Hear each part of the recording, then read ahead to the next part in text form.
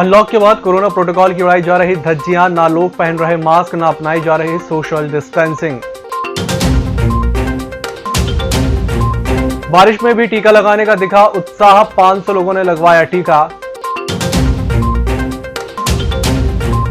और दक्षिण की 12 ट्रेनें चलने की संभावना, रेलवे को भेजा प्रस्ताव, बालाघाट से उत्तर और दक्षिण के शहरों का सफर होगा सुगम।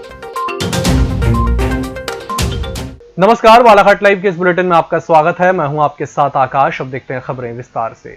अनलॉक होने के बाद बालाघाट के बाजारों और सड़कों में घूम रहे लोगों को देखकर ऐसा कतई नहीं लगता कि उन्हें कोरोना का कोई खौफ है। शायद कोरोना खत्म हो गया, ये मानकर चल रहे लोग ना मास्क पहन रहे हैं, ना ही सोशल डिस्टेंसिंग का पालन करने में जागरूकता का परिचय दे रहे हैं। 1 जून को अनलॉक के तहत बालाघाट के बाजार खुल गए। आम दिनों की तरह बाजारों में भीड़ नजर आने लगी।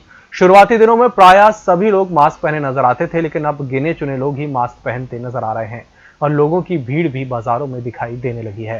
सोशल डिस्टेंसिंग के सारे मापदंड भुला दिए गए हैं। ये परिस्थिति खतरे की ओर संकेत करती है, क्योंकि अभी भी कोरोना का खतरा बरकरार है। कोरोना से बचाव के लिए वैक्सीन लगाना जरूरी है, जिससे वैक्सीन के प्रति शहरी क्षेत्रों में युवाओं और 45 से अधिक उम्र के लोगों में उत्साह दिखाई दे रहा है।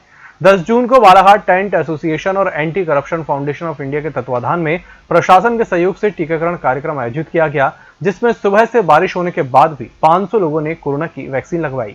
इस दौरान पूर्व मंत्री और विधायक गौरीशंकर बेसेन, टेंट एसोसिएशन अध्यक्ष हरिओम अग्रवाल ने वैक्सीन लगाने आने वालों का उत्साहवर्धन कर लोगों को वैक्सीन लगाने के लिए जागरूक करने की अपील की। आज हमने कोविड-19 वैक्सीनेशन के लिए कैंप रखा है, जिसमें हमारा टारगेट तो 1000 का था, पर बरसात को देखते हुए हमने 500 वैक्सीनेशन का लक्ष्य रखा है, जो करीब करीब पूरा होने जा रहा है। दूसरा, हमने हमारे टेंट एसोसिएशन के जितने भी गांव हैं, जहां टेंट वाले हैं, उनको कहा है कि सब लोग जनता को जागरूक करें, क्योंकि गाँवों में भ्रम फैला हुआ है टीकाकरण को लेकर के।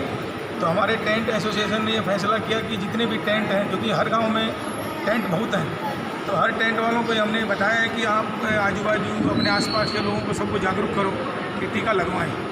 टीका लगाना ही कोरोना को हराना है। बिना टीकाकरण के कोरोना हारना नहीं है। तो हम लोगों ने एक अभियान चला रखा है। हर गाँव में हमने अपने आदमी सब हमारे टेंट वाले व्यवसायियों को बता के रखा है। मुझे लगता है वर्षा हुई है, इसके उपरांत भी 500 से अधिक का यहाँ पे वैक्सीनेशन होगा। इसी तरह से कुमार छात्रावास में हमारे वार्ड नंबर 22 में भी टीकाकरण युवा और संगठन की ओर से किया जा रहा है। मैं अभी कुछ ही देर पहले वहाँ आके आया, लगभग 100 लोगों का टीकाकरण हो चुका था। जैसा मैंने पूर्व में कहा कि वर्षा का कुछ प्रभाव तो पड़ा है, लेकिन फिर भी लोग बड़े उत्साह के साथ बड़े संख्या में बाहर आ रहे हैं और वैक्सीनेशन करवा रहे हैं। जिलेवासियों को आने वाले कुछ दिनों में ब्रॉडगेज का सही मायने में फायदा मिलना प्रारंभ हो जाएगा। रेलवे को भेजे गए प्रस्तावों में उत्तर से दक्षिण की ओर चलने वाली लगभग 12 ट्रेनों को बालाघाट होकर चलाने का प्रस्ताव भेजा गया है। इसके अलावा कुछ ट्रेनों के मार्ग बदलकर और कुछ ट्रेनों की दूरियां बढ़ाई जा रही हैं। इसका लाभ बालाघाट को मिलेगा। गोंदिया जबलपुर ब्रॉडगेज बनने के बाद रेलवे इसका उपयोग यात्रियों और उनके हितों में करने की योजना बना रही है। जहां एक और यूपी और बिहार से चलने वाली ट्रेनें जो दक्षिण के राज्यों से जाती हैं, उसमें ज्यादा समय लगने से यात्रियों को समय की और रेलवे की आर्थिक क्षति का सामना करना पड़ता है। इससे बचने के लिए रेलवे ने इन ट्रेनों को इटारसी रूट से चलाने की बजाय वाया नारायणपुर बालाघाट होकर चलाने की योजना तैयार की है। गोंदिया रेल टोली क्षेत्र में बंगाली स्कूल के पास सूत्रों के अनुसार गत रात्रि हमलावरों ने बबलू कादिर कुरैशी की हत्या कर दी और आरोपी सुबह से फरार हैं, जिसके बाद रामनगर पुलिस थानेदार प्रमोद घोंगे और उनकी टीम हत्यारों की सरगर्मी से तलाश कर रही है। जिंदगी के जंग में यदि कोई पिछड़ता जा रहा है तो वह है बालाघाट जिले के जंगलों में बसने वाला बैगा परिवार, जिनके पास ना तो पहनने के लिए ठीक से कपड़े होते हैं और ना ही खाने के लिए पर्याप्त अनाज और ना ही सर छिपाने के लिए पक्की छत। गंभीर परिस्थिति में जंगलों में बसने वाले आदिवासी बैगा समुदाय के लोग लगातार जिंदगी की जंग हारते नजर आ रहे हैं और इन्हें कोई पूछने वाला नहीं है। लांजी तहसील क्षेत्र के ग्राम संदूका में एक ऐसे बैगा परिवार से मुलाकात हुई जो गंभीर परिस्थितियों में जीवन की जंग लड़ रहे हैं। इस परिवार में 6 बड़े सदस्य हैं और 5 मासूम बच्चे हैं, जहां मासूम बच्चों के बदन को कपड़े तक नसीब नहीं हो पा रहे हैं।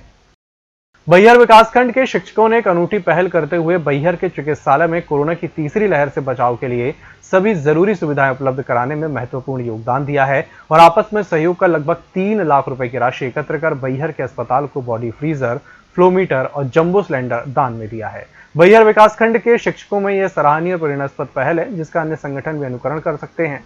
कोविड-19 की महामारी को देखते हुए और भविष्य में तीसरी लहर की स्थिति से लड़ने के लिए बैहर चिकित्सालय को अधिकाधिक सक्षम बनाने के लिए यथासंभव मदद करने आदिवासी विकास विभाग के शिक्षकों ने अपना योगदान देकर फर्ज निभाने का निर्णय लिया।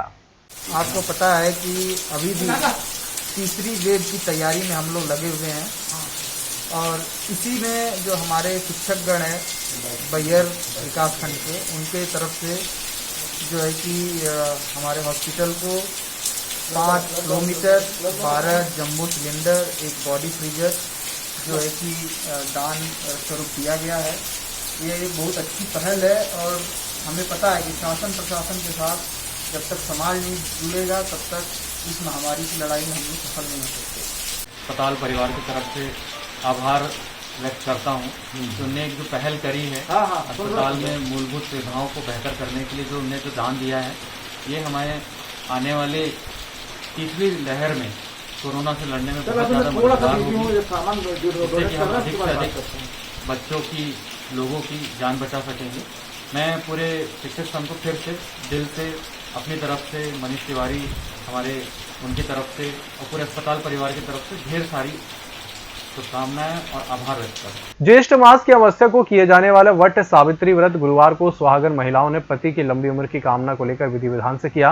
व्रतधारी महिलाओं ने सुबह स्नान, ध्यान और 16 श्रृंगार कर पूजन की थाल सजाकर बरगद पेड़ के नीचे पहुंच माता वट सावित्री की पूजा अर्चना की। बरगद पेड़ के नीचे वट सावित्री की कथा पढ़कर सुनाई गई।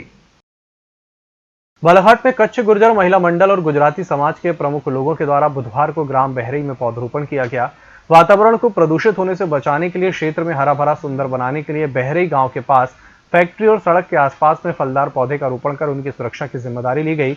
इस संबंध में जानकारी देते हुए कच्छ गुर्जर क्षेत्रीय महिला मंडल की अध्यक्ष मीना शिशिर भाई चावड़ा ने कहा कि अंतर्राष्ट्रीय पर्यावरण दिवस के अवसर पर भी महिला मंडल के द्वारा यहां पर पौधरोपण किया गया था। पौधरोपण से पर्यावरण शुद्ध होता है और हमें शुद्ध ऑक्सीजन मिलती है। इस बुलेटिन में फिलहाल इतना ही। इसी के साथ मुझे दीजिए इजाजत। नमस्कार।